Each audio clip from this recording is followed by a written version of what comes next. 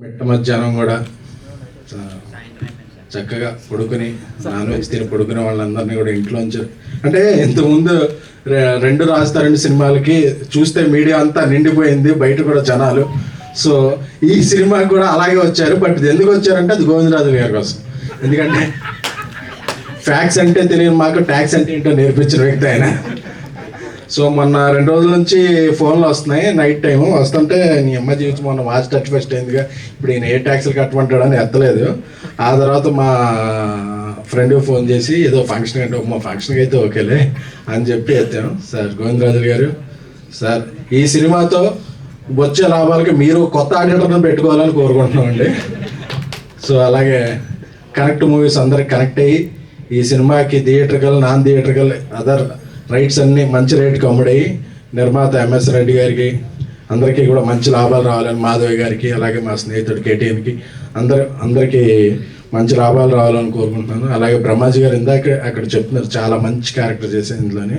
ఆయన ఎప్పుడు పక్కన కూర్చున్న వేరే విషయాలు చెప్తారు కానీ ఆయన చేసిన పాత్రల గురించి ఎప్పుడు ఫస్ట్ టైం చెప్పడం అంటే, సో నేను ఈ సినిమాలో చాలా మంచి క్యారెక్టర్ చేశారని నమ్ముతున్నాను. అలాగే అజయ్ ఘోష్ గారు, అలాగే నూతనంగా ఫస్ట్ టైం డైరెక్ట్గా పరిచయం అవుతున్న రామ్ గారు, మీకు కూడా శుభాకాంక్షలు అండి. సో శేఖర్ చంద్ర ఒక మంచి మ్యూజిక్ డైరెక్టర్, ఆయన అన్ని పాటలన్నీ ఒక్కటన్నా వైరల్ అవ్వకుండా ఉండదు ఆయన ఆల్బమ్ అంటే. సో ఇలాగే మా వాగ్గేయకారులో ఒక ఆయన అనంత్ శ్రీరామ్ గారు, మా పదబ్రహ్మ అన్నానండి, ఆయన 2 ప్రయోగాలతో మా సినిమాని ఎక్కడికో తీసుకెళ్లారు. అలాగే నెక్స్ట్ చేసే సినిమాలు కూడా ఆయన కాంట్రిబ్యూషన్ చాలా ఉంది.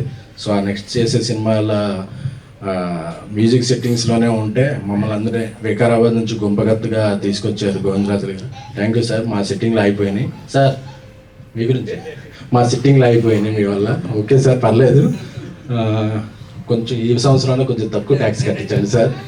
దీంట్లో మేము కట్టాల్సిన ట్యాక్స్ ఎవరి దాంట్లో వేసి ఈ ఫంక్షన్కి వచ్చిన వాళ్ళే రాని వాళ్ళు ఉంటారు కదా, వాళ్ళని కట్టించి ఏం చేయండి. అలాగే వర్ధమాన యువనటి రాశి సింగ్ గారు, సింగ్ అని చెప్పానండి, చక్కగా ఆవిడ వేరే లాంగ్వేజ్ అయినప్పటికీ తెలుగును చక్కగా మాట్లాడతారు.